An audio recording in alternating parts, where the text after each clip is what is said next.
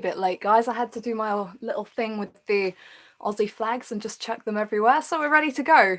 Hey everyone, welcome back to the tennis vlog. The Australian Open continues with its roll through the fortnight. Second round is already down and out, and I think we've got to give a little bit of a round of applause to the seeded players, because really, compared to recent majors, there haven't been that many upsets. There have been a few more this round on the women's side. So we've had some names like Bianca and... right, let's speak English. Bianca Andreescu went out to Shea Su Wei. On the men's side, I'm thinking Borna Coric went down and out. He was seeded, I think... I should have checked the seeds beforehand. But anyway, he was seeded pretty high. But still, you know, none of the big name contenders have gone out yet, so it's been a little bit quiet on that front, but as far as talking points go, there are many. So I hope you have some good questions for me. Thank you to those who've been getting them in advance so that we can just get going, and I will crack on with them. So I saw there was an immediate question about Serena Williams. Someone said to me, was I any more impressed by Serena this time around compared to her first match? And what do I now think are her chances of winning the events? I gave Serena probably a bit of a hard time if you watch the first video. I mean, I have a lot of respect for Serena, let's make that clear. If it crosses overly negative, I was trying to counter and kind of level out all of the overwhelming positivity that was already out there, because there was a lot of I saw actually someone use the phrase scoreline commentary, which I felt was very accurate. No, you know, she went dominantly 6-1, 6-1, and people didn't really delve into it. It was just a wonderful start for Serena, and that was that. But that, you know, there were some deeper issues. I mentioned, you know, her serve was looking great, some of her ground strokes were looking really good, but when the rallies extend, that's when she's in trouble.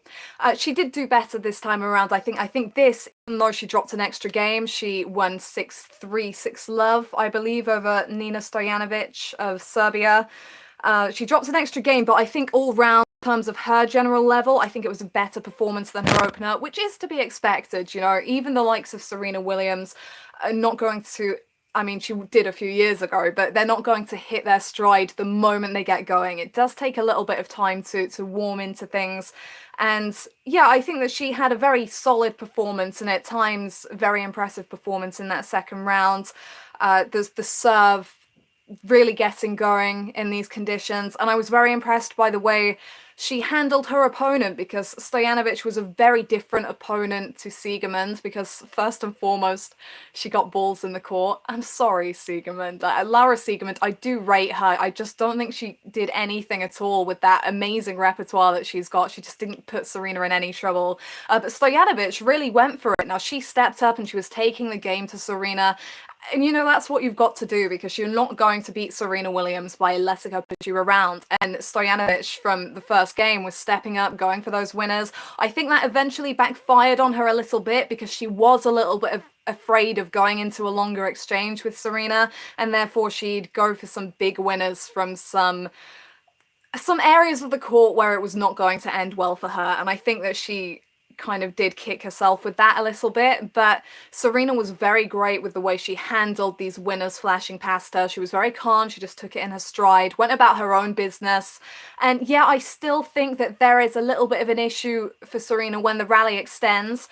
Let's put it this way, you asked me about her chances winning the event. If Serena can serve her very best and follow up with the second shot behind the serve at her very best level, then hands down she can win this event. The thing is, she doesn't do that as consistently as she used to. So 2013, Serena Williams, that kind of era, she would come out and she would just absolutely thrash opponents on the way to a trophy. The issue for me is that she's not going to do that anymore. She's had two fairly easy opening rounds in terms of scoreline, but she does have a nasty draw still, even with some of the names that have lost, and she is going to come out into a match where it's not all going to be first serves and 1-2 punches. She is going to have to fight harder. We have to bear in mind that as Serena goes deeper into the event, that's when she gets more nervous and tighter, and that's when those longer rallies are going to be more of an issue. So she definitely does need to sort that problem out. But yeah, all round, I think a much better performance from Serena in the second round, and we got to see her play a bit more, because poor Siegemund, she just really did not make her play that much at all. Okay, I have a question regarding the Alina Svitolina versus Coco Gauff match, which I did watch earlier today. This person says, I watched the Gauff v Svitolina match. I thought both players played extremely well. I would agree. How do you see the rest of Gauff's season playing out, and how do you rate Svitolina's chances this go around? Okay, so here are two players that, for various different reasons, I've probably been quite hard on both of them in the past. Those of you who've watched this channel will know that I think the hype surrounding Coco Gauff has been completely overdone. Nothing against the player herself. I've been aware of her for years. You know, she's always had potential. She's always had promise. I just think that people have christened her a champion way before her time. There's still a lot of developing to do. That said, she did play a very good match against Svitolina. The straight set scoreline doesn't reflect it. I think it was 6-4, 6-3 in Svitolina's favor. I'll move on to Svitolina in a moment. The big thing for Gauff here is that, you know, what sets apart the good players from the great players is how they handle the big moments. And in every pressure moment, every real key moment in this match, Gauff faltered. So from the beginning, you know, she was trying to take the game to Svitolina, as you would expect. You know, these are pacey conditions. Svitolina's a counterpuncher. You want to try and get on top of her. And Gauff was serving very well. She was following up well with the 1-2. She was moving into the net confidently. But Svitolina came out with a great mentality, which is what so many players lack against Gauff, because they don't want to be beaten by this wildly hyped youngster. But Svitolina was very focused. She actually did a great job of going after her shots. She troubled Gauff with her depth of shot as well. Even when she was put on the stretch, she was getting good depth on her shots, so she was increasing her chances of staying in the rally and increasing the chances of Gauff not being able to get on top of the ball and not being able to move in as much as she would like. So I think that Svitolina played tactically a very sound match. She did mix it up a bit as well. And Gauff's issues were the scoreboard pressure, which has been an issue for her in recent tournaments as well. So I remember distinctly back end of the first set when she was serving to stay in it. She hit a 1-2 punch that was just shorter than the 1-2 punches she'd been hitting previously. The serve went out wide. It was a forehand or backhand up the line that she had, and it landed short, but she followed it up to the net anyway, didn't quite close, and Svitolina just flashed past her for a cross-court winner. That was the love 30 advantage then for Svitolina, and the scoreboard pressure was there. She lost the set. And then again, at the back end of the second, she just rushed it when Svitolina had her nose out in front, and it wasn't even like Gauff was down a break at this point. So I think for Gauff, those big moments and managing them mentally, you know, it was easy a year or so ago. She was the complete underdog. You know, at the end of the day, if she lost, she was like a 15-year-old kid, so no one was really going to care. But now, you know, she's a better known name. She's obviously got talent. You know, her game has got her into the top 50. And will definitely take her higher. So I think there's just a lot more pressure for Gauff than there was previously. And against a player like Svitolina, who is prone to being upset at these kind of events, Gauff would definitely have fancied her chances. So I think that all kind of piled on top of her. But I mean, I've heard some commentary that would suggest that this was all on Gauff's racket, and I don't think it was at all. You have to give credit to Svitolina here. Gauff played well, but I think Svitolina played better. She played smarter. And at the end of the day, you know, flashy tennis isn't going to win you matches. Smart tennis is, which is what Svitolina played. Now, I mentioned that I've been hard on Svitolina.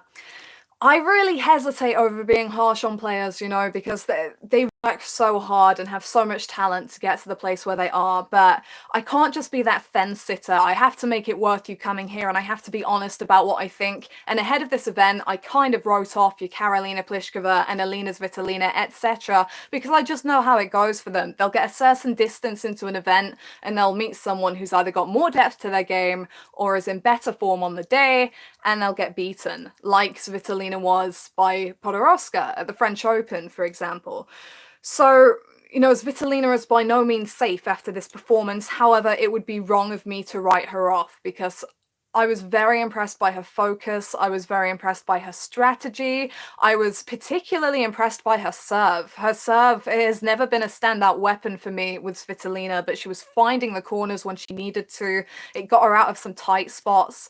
So I think she's really taken it up a level, Svitolina. And, you know, if she can keep at this level, she's definitely one to be on a title watch for. But the thing is with Svitolina, you can't guarantee that level is going to stay the way it is. Next up, I believe she has Yulia Putintseva, who's a completely different stylistic matchup to Coco Gauff. So she has to go back to the drawing board, start back at, you know, square one, and there's every chance that she could be upset in that match. So don't want to get ahead of ourselves here, but yeah, Svitolina has better chances, I think, than I initially gave her at the beginning of the events. And as far as the rest of Gauff's season goes, you know, the next thing she has to work out is how she handles these big moments, because that's going to be a major stepping stone. But for sure, she's going to keep improving because she has the talent and she 100% has the motivation. So yeah, she's not going to be dropping off the radar because of results like this. Absolutely not.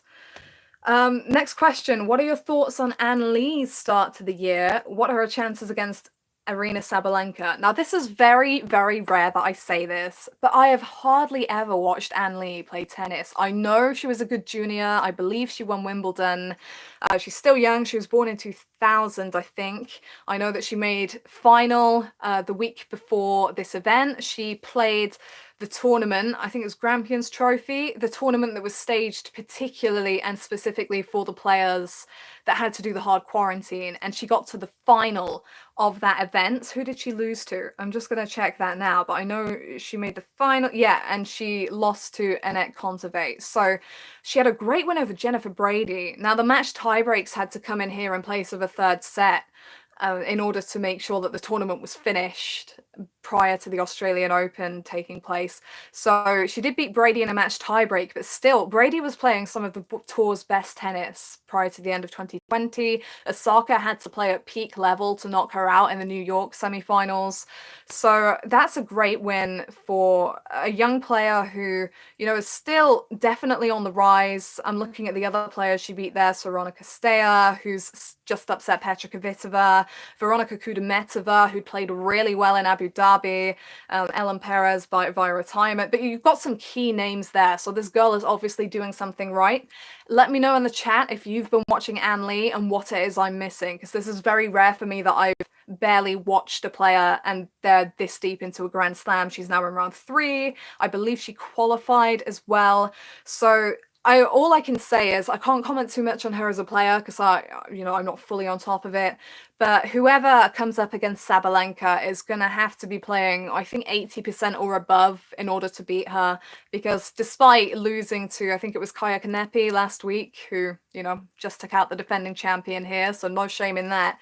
You know, Sabalenka had won 3 titles prior to that tournament. She's still playing with confidence. I think she just beat, I watched the match, Daria Kasatkina, and, you know, was still going for those sharp angles and aggressive shots, like right from the beginning of the rally. She plays with such confidence. And so a player like Ann Lee, who's an underdog here, she really has to come out and just kind of not put any internal pressure on herself. Particularly for a player of her status who's still coming through. I think she does have to play between 80 and 100% at the moment to give Sabalenka a run for her money. So yeah, do let me know if anyone's been watching Ann Lee and if they have any takeaways on her performances. What do I think of You're just having me on here now, guys. What do you think about Karolina Pliskova's chances at winning her first Grand Slam at the Australian this year? Is this a setup because I wrote her and Svitolina off at the beginning of the tournament? I've not really watched. I've tried at least a little of all the key players so far at the tournament, but I haven't watched any of Pliskova's matches yet. I think she's been coming through without too much fuss. So she thrashed Jasmine Paolini 6-love, 6-2 in round 1, and then Danielle Collins second round 7-5, 6-2. Now that's a good result. I don't think Collins was too impressed with her level of play from comments I saw afterwards, but you know, she's semi-finalist here in recent, I think it was 2019, Collins made semis, and also made last rounds of the French Open. I think she made quarters. So by name anyway, that's a decent win. The thing with Pliskova, she's a quality player. That's why she's top 10. She's got great serve, obvious, wicked slice, great net game. But there's just always something that stops her, not just at Grand Slams, but other big events. I'm thinking of when she lost to Ashley Barty in Miami, when Barty was still coming through. I don't know what it is. And the more these kind of things happen, the more it becomes a mental block to get over as well. So, I mean, she does have renowned coach Sasha Bayan in her corner now, so we'll see if he can bring any magic to the scene.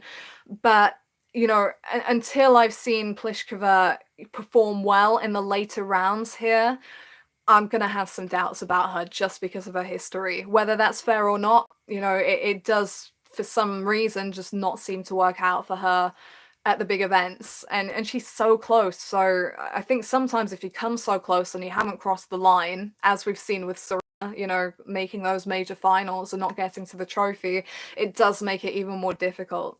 So yeah, we'll just have to wait and see with Pliskova. But like I say, I played down the chances of Pliskova and Svitolina before the event, but you can never truly write them off. It's WTA, guys. I mean, come on, anyone can win anything. I might have a shot, not really. Okay, Andrei Rublev is playing ruthless tennis, but everyone is expecting him to be beaten by Medvedev. What's your opinion? Well, I distinctly remember the clash between Medvedev and Rublev at last year's US Open, and I was expecting quite a lot from it, and then Medvedev was just so on his game, and I think, as well as Rublev played and kind of charged the forecourt, it was still a straight sets win for Medvedev, from what I recall, and then Medvedev lost in straights to Thiem. It was kind of, it played out with him and Thiem the way it played out for him against Rublev. The thing is, Medvedev is in such stunning form. I think he's won his last 16 matches or something ridiculous, because obviously he won the Paris Masters end of last year, then he won the ATP finals without losing a match, stunning stuff, and now he's brought his form into this year. And so not only does he have the level, but when that's coupled with the confidence and the match wins, even over best of 5 sets, okay, and that I always have the likes of Djokovic and Nadal, and the old timers, I always have up there right at the top for title contention. But at this point in time, I wouldn't say Medvedev is that far behind. Like, he really is playing brilliant tennis. One of the biggest shocks of the second round was that he went down the first break to Kyrgios in the second round, which is quite funny. He didn't struggle at all after that. It was 6-2, 7-5, 6-1 in the end. Like I said in the last video, brilliant win over Vasek Pospisil to launch. That could have been really tricky. But, for a guy that's so tall, his movement is just astounding. The reach he has, the ability to get balls back in play with depth, but also the power and the pace he's able to generate, particularly off the forehand wing. The backhand can be flat and lethal. It's just all-round brilliance from Medvedev when he's on his day. And so you've got to ask yourself, what can Rublev really do to combat that? Because he in himself has made fantastic strides last year. He won the most titles out of anyone on the ATP. He has got some real firepower on him, and that was a break that was anticipated for some time. He'd been held back by injury, etc. He's come through so far, as you alluded to, without dropping a set. Wins over Hanfmann and Monteiro. It was a tie-break the third set in his last round, which ended 10-8. So he was pushed a little bit there, but that's even more confidence boosting for him, that, he can be pushed close and he can have close encounters and still come out on the right end of the key points. Now, Rublev is a player that can utilize these faster conditions for sure. He loves to come up to the net. He can really back up behind a big serve. It's just tough to bet against Medvedev this early in the tournament in the form that he's in. So I would definitely not write Rublev off, but if you were asking me to pick one or the other who's most likely to win, you just have to say Medvedev at the moment, because it's hard to see any area of his game that's a weakness. And if you're going to beat someone, you need an opening to dig into. And as I've said before, Rublev's best bet is to hang tough and really irritate Medvedev and get in his head. Because at this point in time, I think it's not a case of beating Medvedev, but making him beat himself. And it's going to be tough to do that for anyone, I think, that's not ranked in the top 5 in the world. But Rublev's very close, so definitely keep an eye on that. But yeah, that's not even the next round, by the way. I think that would be quarterfinals. So they've got to get there first. And Rublev is next playing. Who's he playing? Feliciano Lopez. So that's not a write-off because Lopez, is experienced. He's a lefty. He's got that one-handed backhand. He's not a walkover by any means. So don't write him off. What else do we have? Someone says Svitolina was awesome. She may win this Open. With that form, potentially, is she going to sustain it? Someone like Yulia Putintseva, who's not going to feed her any pace, who's going to mix it up and make her uncomfortable, is that going to pose more problems? These are the questions that you have to ask, because it's not like she's going out to face Coco Gauff every match. She primed herself for that occasion, I feel. I think that she knew that if she could extend the sets and get Gauff into a scoreboard position, she was uncomfortable, she would reap the rewards for that, and she did. But like I say, it's a different matchup every match from now on, and every single time she goes out to compete, she has to start from the very beginning. So you can't live off yesterday's victories, you have to move on. Someone says, hope we get Sabalenka versus Williams, but worried Sabalenka loses to Lee. So what am I missing here about Ann Lee? I mean, she's got great form, but I definitely need to check her out a bit more because it seems like Sabalenka might be in a bit of trouble. I'll have to keep an eye on that one. Oh, just lost where I am. What do I think is wrong with Sofia Kenin? Crying a lot after her recent matches, too much pressure, does she need a new coach? Kenin confuses me a little bit because I kind of wrote her off a bit before the French Open because she went down easily at the US Open. Again, there were those tears during the match. She looked mentally fragile. And then suddenly she looked mentally strong again and was backing herself. And it's these wild kind of dips and rises for her. She was so impressive for me back end of the Australian Open last year. I hadn't even considered her as a title contender. And then she was my pick to win in the final, and she really delivered. I think it is a real case of mental fragility.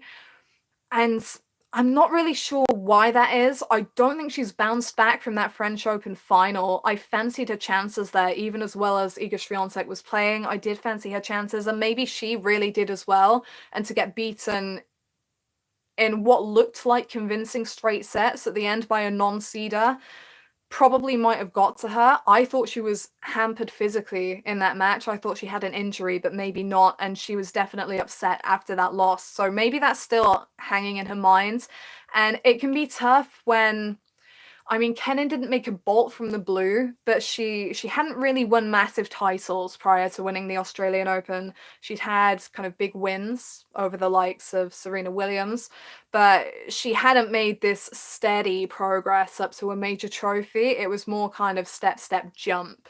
And when that's the case, there can be a lot of internal pressure. You can expect yourself to be doing better than you are, and yeah, it's so easy to overthink in tennis. I watched a fair bit of her match against Kaia Kanepi, and she was probably hard on herself there as well because Kanepi's lower ranked, but she is there to upset these top players. I think that win over Kenin was her 8th top 10 win at a Grand Slam. That's what she's here for, to slay giants. That's what she does. Big serve, big follow-up, and Kenin was always going to be in trouble in that match as a player like she is, more of a counterpuncher, all about the timing. Her timing was a bit hit and miss. Also in that match, it wasn't like she got thrashed, she just lost the wrong points. And that can be very depressing, going out so early when you're the defending champion. Does she need a new coach? I don't know. If it's a mental issue, I'm not a big believer in new coach is going to change everything. They're going to give you amazing fresh insight that you didn't have before. But when there are mental issues, sometimes just something changing and you thinking, okay, fresh start, that kind of thing can have an impact. So I'm not saying sack off her coach, because it's not a coach's fault, that she's losing matches. And heck, she played 2 Grand Slam finals last year. That's not bad. I think she just needs to get a reset, and it might be good for her to have this out of her system. It was her first time as a defending champion at a Grand Slam. Maybe she needed to flush that and go. We'll just have to see in coming weeks. But yeah, I think there was probably a lot of self-inflicted pressure there, and that's never good. The Davis Cup effect. Having watched Nick Kyrgios come back from the brink with the help of a partisan crowd, do you think he can go all the way? Cut to the chase, he would not be my first pick to go all the way, just because of the number of top players that it would be required for him to go through, and the level of fitness as well. Kyrgios, I believe he has trained hard to get ready for this event, but he's never going to be kind of your vintage physical specimen. That's just not how he trains, and that's just not the player that he is, right? So I think to win a Grand Slam, it probably requires more mental and physical form than he currently has. But never say never, with Kyrgios' level. I mean, let's go back a few years. I always thought that Kyrgios was going to win a slam. If you asked me, I would have said, yeah, hands down. It's not a case of if he's going to win a slam, it's how many he's going to win. But, the mindset is such a big thing. He's had his issues on the court, off the court. That's had him going up and down. So it really can be a mental thing for Kyrgios. Yeah, he did come back from the brink with the crowd. Now, this is a funny one, because that was if you remember in my last video, I said I was preparing for my all-nighter. I managed it, kind of cheating, skipped the evening session. I stayed up all night watching all these top players, Djokovic getting pushed by Tiafoe, Andreescu going out, Serena winning. I was shattered, and I thought, okay, Kyrgios v Humbert is going to be one of the best matches of the tournament, but I kind of know how it's going to play out, so I can sleep through. I got up, I looked at the score, I went downstairs, and I said, okay, don't tell me how it played out, let me guess. I said, so Humbert, he moved into the net a lot, probably played better for most of the match, used the tricks that he's capable of. Kyrgios getting pushed around a little bit, and then Kyrgios, then the crowd went into party mode, lifted Kyrgios a bit, he started playing better, came through, and I got a nod of, yeah, that's what happened. And it's funny, because I've watched Kyrgios and Humbert a lot. Both of them have like a degree of showmanship. They can play very flashy tennis. Both of them have a lot of versatility, great angles at the net, and that kind of thing within their game. So with Humbert and the form that he was in, I think it was always going to take a little bit of extra magic from Kyrgios to come through, and I think that did come through in the form of the crowd in that match. Now, next he is up against Thiem, and that's going to be a match that he really wants to win. So from what I gather and from the bits that I watched, Humbert was the better player for most of that match, but Kyrgios got to his vintage best with the help of the crowd. At the back end of that one, was able to come through. But whether that had happened or not, whether Kyrgios had won in straights or whether he'd scraped through in 5, he completely resets for a big match. Dominic Thiem, world number 3, lead contender for this title. Kyrgios flipping loves that matchup. These are the matches that he lives and plays for. So crowd or not, but he kind of needs a crowd for the energy levels, but he is going to get up for that match. Watching Thiem so far, I mean, you didn't really ask me to preview this match, but I'm going to anyway because it's interesting. Thiem's not hit his A game, I don't think, so far. Maybe I'm being harsh on him just because he was stunning at the back end of last year, and in fact, for the year as a whole, when the players were on tour, Thiem was your leading man, and there was not a distinct weakness. As I say, with Medvedev, was not a distinct weakness in any part of his game. He has looked just a little bit slower, a little bit more off at this event. It takes him a little bit more time to get going. But against Kyrgios, he's going to be mentally prepared. And Thiem's a different kind of competitor. You can guarantee that however he's playing, when he's down break point, he is probably going to serve huge. He's going to go for his shots. He's not going to hold back. That will give Kyrgios trouble. At the same time, Thiem hasn't dropped a set yet. He won in straights over Dominic is it Koepfer? I don't know. I'm sorry for butchering that pronunciation. I should have checked it before I came out or listened to the umpire, but I think I watched that match on mute, as I sometimes do. But, you know, so Thiem won 6-4, 6-love, 6-2. He did not win that match as convincingly as the scoreline suggests. Yeah, he did in the end, and he really got into his groove at the back end of the match. But at the beginning of the match, Koepfer, I'm going to say it like that for now, I'm sorry, he was taking the game to Thiem and actually showing how Kyrgios can treble Thiem. So, you know, flat hits with depth. That is how Kyrgios plays, you know, when he's going up against these big guys. And Thiem, I think one of his big issues has been if an opponent is sending depth at him struggling to get on top of the ball and crack down from the height of it and just kind of get on the front foot from the beginning. And if he can't do that against Kyrgios, then there is going to be trouble for him because he doesn't want to be run all over the court, goes without saying. So what I'm trying to say there is that, you know, Kyrgios is going to be a night match. He's going to have the crowd. He's going to have the energy. He's going to have the motivation. So that is going to be a very difficult match for Thiem.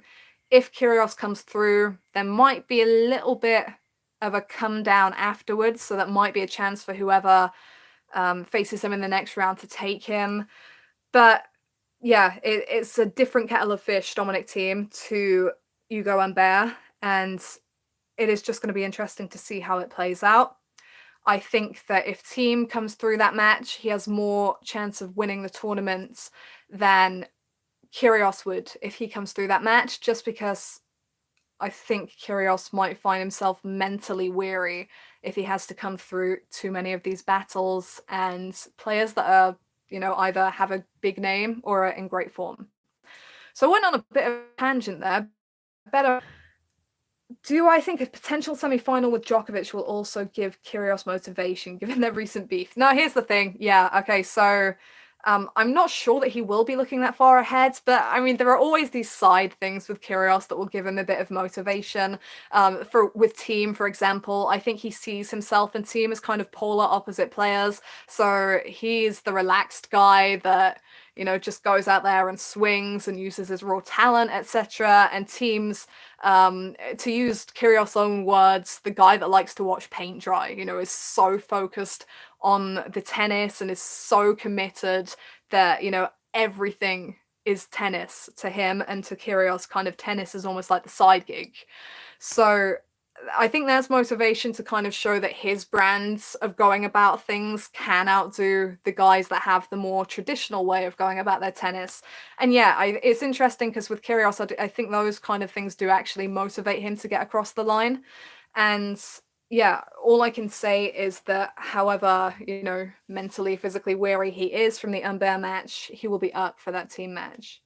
And it's very difficult to say how it could end. I can actually see straight sets for Thiem. I can see it going the distance and either of them taking it. But it's just one of those ones where you've got to look at the energy on the night. What's my opinion on auger-aliassime versus Shapovalov? I think that it's always going to be great when those two face off. I actually do remember that actually quite a sad meeting between them. I think it was between those two when auger-aliassime had breathing issues and wasn't able to complete the match. But it's two incredibly talented young guys. I think auger-aliassime, because he doesn't have kind of the trophies and the big wins to show for it, his level of tennis and some of what he's achieved sometimes goes overlooked and under the radar. But, you know, he's got a couple more strides to really get there, you know, to get to the top. But in terms of what's missing from his game, he's pretty much got the complete package. He just needs to make it stronger and build on it and keep it working. And, you know, Shapovalov, I think you know my opinion of him at the moment, stunning tennis.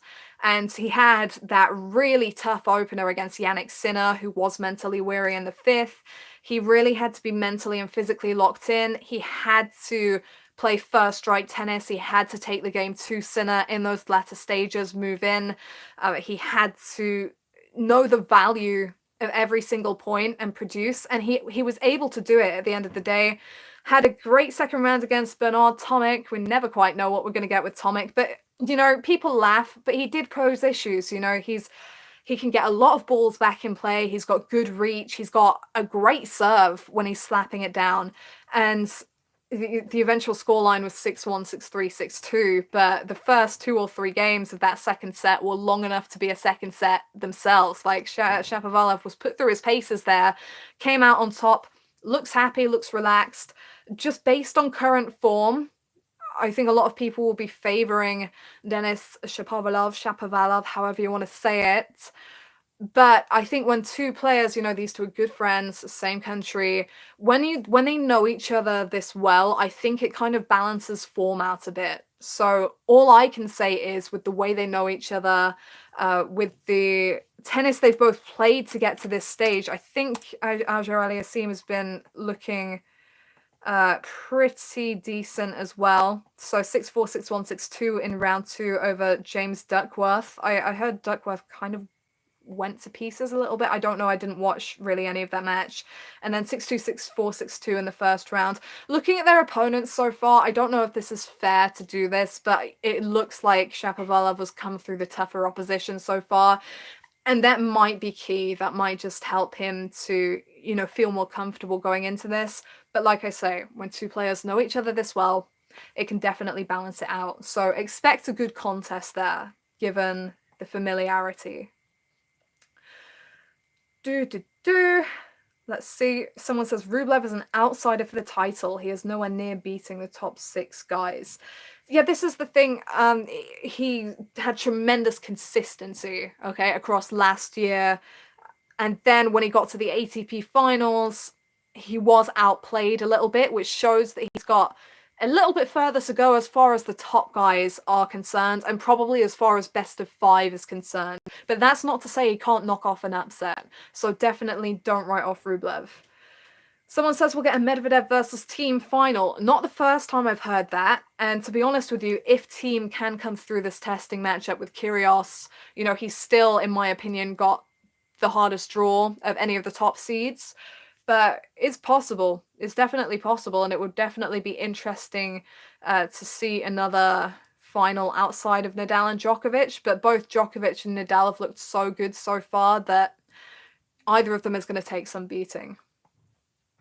What else have we got? How long have we been going? Nearly 40 minutes. Let's try and cap this at 45 minutes, I think. Maybe just under. So if you have any questions that you want to ask, get them in the chat. I'll try and get through them all. What do I think of Osaka's chances to win the tournament? She was my pick coming in. I said it in the preview video. I said that if I had, was pushed to make a call at the outset of the event, I'd take Djokovic on the men's side and Osaka on the women's side. From what I've seen so far, there are other contenders, obviously, but I haven't seen anything to completely dissuade me from Osaka. I think she looked very much in control in her last match against Karolina Garcia. What is it with me and pronunciations today? I don't even know. But 6-2, 6-3 over Garcia. And her serve was brilliant. I think 10 aces. She finished on one.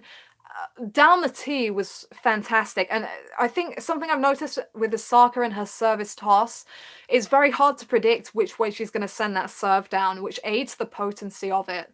And I think it's particularly difficult to read that tee serve. So that was definitely a weapon. I think that Garcia made some errors, not in the way of physical errors of, forced errors, unforced errors, but tactical errors. So a lot of striking to Osaka when she got her on the stretch and stuff. Even if Osaka's off balance, if you send the ball back to her and she's in position, she is probably going to go for a winner, and she is likely going to land it. And I think that's a mistake that a lot of players can make against her. You have to hit away from her. Azarenka had the right idea for a set and a half at the US Open. She had her on the run, and then she stopped. Maybe it's just mentally taxing to keep going all the way through a match with that. I don't know. But when you're up against Naomi Osaka, you have to keep that ball away from her. It sounds obvious, but you'd be surprised at how often quite a simple mistake is made. So that's something for her opponents in the future to look at, I think. But yeah, Osaka pretty convincing so far. Svitolina versus Gauff was a high level. Hardly anything in this match as Svitolina edged it. I agree. Credit to Svitolina for getting the win. Someone says amazing that Kaya Juvan won after vomiting several times during the third set. Yeah, I heard she had a hard time of it. Credit to Juvan for winning full stop, because I think she got through into the second round via a retirement. I'm just thinking that off the top of my head. Yeah, so yeah, it was against Konta, wasn't it? She was a set down to Johanna Konta. And then she was up against Maya Sharif of, I think, Egypt, isn't it? Sharif had come through qualifying as well. Boy, yeah, that looked like a difficult match. She got the second set in a tie break, so well played to her. I can't comment too much. Didn't watch it, but I heard that she came through a bit of a battle. So yeah, that's impressive stuff. And she's up against next in the third round, Jennifer Brady. So we'll see if Brady has recovered from that unexpected loss to Ann Lee last week. I mean, let's be honest, we have to take the results last week with a pinch of salt. A lot of players had just come out of the hard quarantine, so they weren't going to hit their best level straight away. If Brady can find anything close to the kind of standards and all-out attack that she was showing in New York, then she's going to be tough to beat. She's so consistent as well. It's the heavy strike that she has and the consistency with it. It's a real blend, a real challenging blend for anyone that comes up against her. What else have we got? Yeah, someone says, I think Svitolina might lose to Brady. We'll see. Are you still confident in Ash Barty winning despite her rather scrappy second set and quite tight tennis against Gavrilova? I mean, I had Barty as a kind of contender alongside Osaka. Again, I watched Barty's first match, so I didn't pay as much attention to her second match. Was planning to catch her third, so I can't comment too much on that. At the end of the day, it was against Daria Gavrilova. I know that much, and so the crowd would have been split. I think there's always that little extra bit of pressure as well when you're playing against someone from your country who's lower ranked than you. You want to live up to your ranking and that kind of thing. Gavrilova, counterpuncher, gets a lot of balls back in play, so I'm not surprised that maybe got a bit tight for Barty. And to be honest, her first round level was so good that I think she kind of maybe earned a bit of a drop off there. The thing with these players are, I've picked holes in the games of Serena, Thiem, whatever, but at the moment, if they're winning the big points, they're doing enough. At the end of the day, if you're a top player, if you're a title contender, you don't really want to peak at the beginning of the event because you want to have some surprises in store. You want to be playing your best tennis at the back end. At this point in time, you just want to be doing enough to get through and get through without expending too much energy. And Barty, to be fair, has done that so far. Double bagel round one. I believe it was 6-1, 7-5 against Gavrilova. So far, so good. And I think once she drops a set, then there might be some question marks. But she's still got a great draw to play herself into form, and she already looks pretty good from what I've seen. What do I think of Rafael Nadal's stiff back? It's taken a while to get a Nadal question. I don't think we had one in the last video. Is he playing at 100%? Is it enough to go till the end? Good questions. I was unsure in the first round. Was it Laszlo Dare he played in the first round? And I mean, Nadal, I've always said if there's any kind of opening in Nadal's game, it's the fact that he struggles to serve out sets, serve out matches. He had the 5-1 lead in the first set, round one, didn't close it out. I think that any kind of issue was more evident in that first round match. He was finding it a bit harder to get on top of the point early, which is what he needs to do more of in these conditions.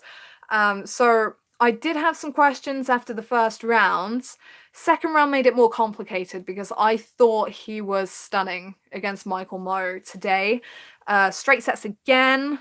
There were some interesting happenings in that match. Bizarre interruption by a fan that got escorted out of the stadium. No, got dragged out of the stadium in the second set as Nadal was serving for the set. He laughed, did some keepy uppies, and started off again with an ace, which is, I mean, that's how you do it. 6-1, 6-4, 6-2 today against Mmoh. He just looked pretty imperious in all areas, really. The serve. Now, when it comes to his back, you're really looking at the serve and the first shot behind the serve as to how much of an impact it's having. And he was firing some brutal stuff from the get-go today.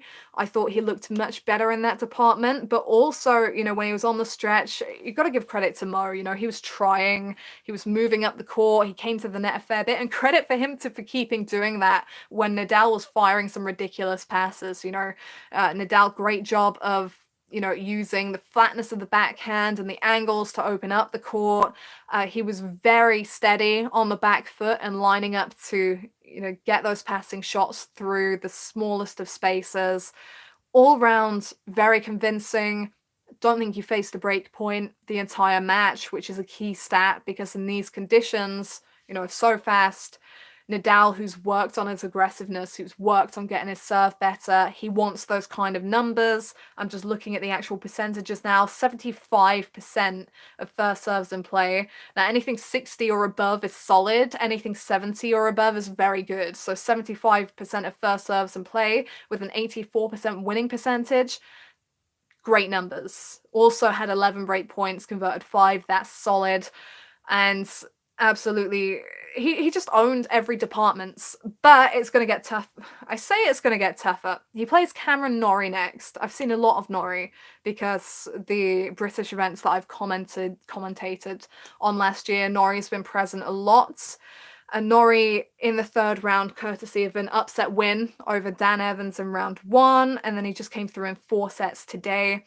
I was thinking about this matchup, and I can't really think of much that Norrie could do that's going to threaten Nadal more than what Mo did, because I feel with Nadal in these conditions, to really not just push him, but get the win over him, you really need to kind of take the game to him. What Norrie does especially well is he moves great. He's a great athlete at the back of the court. It's actually very dangerous stretching him out because, the reach that he has, he's actually very comfortable on the stretch because of how balanced he is. So, if he can keep Nadal playing with good depth of shot, and that depth of shot is very important, could give Nadal issues. He's also a lefty, and lefties don't like playing fellow lefties, so that could be interesting. But as far as, he can move in, but can he really take the game to Nadal with potency and unsettle Nadal before Nadal gets on top of him? Is questionable, So I think based on that performance in the second rounds, at the moment with the draw that he has, Nadal's going to take some beating, and I'm going to be interested to see what Norrie has to bring to the table in that match. Would I say that Jennifer Brady is more likely to make the final on Barty given their respective form? I mean, it's hard to compare at the moment. It's just very hard to compare. Ask me again if they're both still in a round or 2. But yeah, if they came up against each other, that would be an interesting matchup. I've just realized I've been talking and talking again. I've gone over the time, the time cap I put on this. So a few more minutes and I'll be leaving, but I'll just try and rattle through some more of these. Courts are fast, that should be ideally suited to Pliskova, then again so is grass. Exactly, grass should be a great fit for her. She's not yet had a deep run at Wimbledon, so it just asks questions of how she can perform at this stage. What are my thoughts on the rest of the teenagers that are still in the draw? Uvan, Posapova, Swiatek, etc. Oh, there's so many. I can't really go through them all in detail at the moment. Maybe in the next round we'll have another look at them and see who's still standing. But actually, I noticed Posapova was still going. I'm impressed by that. Swiatek, I did catch a bit of her second round. That form is still going from the French Open. She's got the consistency, she's got great blend of enough topspin to give her margin for error, but enough power on her shots to kind of blow the opponent off the court. Very intelligent with her direction of shot, the angles that she uses. And I was particularly impressed because she just came past Camila Giorgi in straight sets. And Giorgi is one of those players that, is a fire hitter. She will take it to you in these conditions, very flat shots. And the key is to make her play until she kind of self-destructs.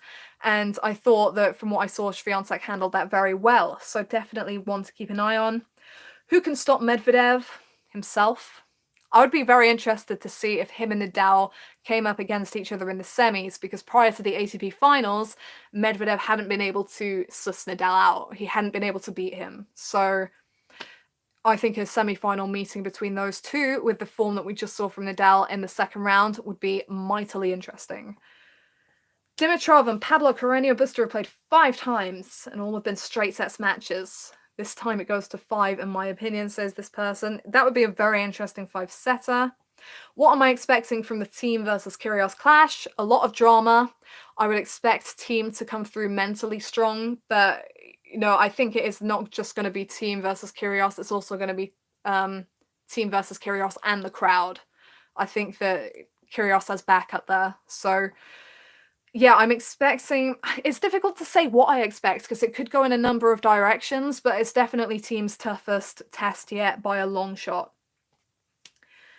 If Nadal can't win the whole thing this time, he never will dream of a draw, says someone. The thing for Nadal is, however well he's playing on hard courts, faster surfaces, just always comes up against someone he can't get past. So it's tough because you look at how vintage he looked in that last match in all departments.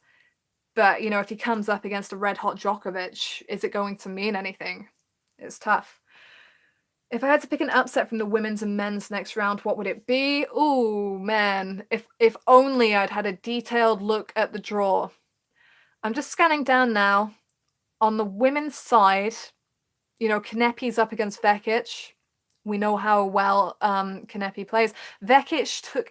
I watched through the Vekic match. I can't even remember off the top of my head who she beat. It was definitely less of a power player. Who's Vekic just beaten? So she just... Podoroska, that's it. Because I thought Podoroska might make second week. But Vekic just beat her in straights. Podoroska had some service issues. Vekic, played well. But I think that if she wants to beat someone like Kanepi, she's got to do more with her first shot behind the serve. Because a lot of those shots were kind of going central in the court. She needs to go for it a bit more if she's going to win that match. So that could be an upset on the women's side. I'm sorry, I'm going to have to skim through this. Again, like I said, Putintseva could trouble Svitolina just with the style change up. Quick shout out to Shea. She played brilliantly to knock out Andreescu. I'm not necessarily calling it for an upset because Osaka's my front runner, but Ons Jabeur is up against Osaka, and that's a tricky stylistic matchup. Yep, that's that for the women. And for the men, ooh, well, none of the top guys are going out yet, I don't think. Fucsovics is in good form. He could give Raonic some trouble. Manarino has pushed Zverev seriously close in recent matches, so that could likely be frustrating. We know that Zverev loves his 4 or 5 setters at the beginning of an event. Dare I call Kyrgios over Thiem? I don't think so. It's a result that would not surprise me, but I would not outright take him in that match just because of Thiem's mental strength and ability in the big moments. Who else have we got? I think they're the big ones, really. Yeah. Okay, gonna move on quickly. What do I think about Mladenovic against Pegula? Mladenovic, a game that I've always backed. I think she as a player could be doing so much more, could be ranked so much higher. Pegula in great form, just beat Stosur, beat Azarenka round 1. Loving the conditions. So I think it could be tight. I think if both are playing at their best level, I think maybe Mladenovic has a touch more versatility and that could see her across the line, but Pegula's more solid. She's less prone to wobble. So I think they kind of balance each other out and that could be a tight match. Someone says they can't see Halep going deep. Well, she was troubled against Tomljanovic, so that did raise question marks for me. Swiatek getting to quarterfinals is definitely likely at this point in time. Someone says Thiem to beat Kyrgios in 3 sets. Yeah, 100% I can see that happening. I can see it straightforward for Thiem, or I can see it really close. So not much more I can say on that front. It could really go either way. Thoughts on Shea Su Wei? Fantastic. Takes the ball so early. Her backhand kind of drifts, but always seems to find the sidelines and the baseline. So it's very difficult to deal with. I think that was frustrating for Andreescu. It's difficult because of how early she takes the ball as well. It's difficult to read what direction her ground strokes are going in. She can do the drop shot. She can mix it up. She's kind of got everything. And when she's in form and at that kind of level, it takes a lot to beat her. So I can definitely see her going deeper in the draw. But can she sustain that Andreescu level all the way through the tournament? I think she has to be stopped at some point. Can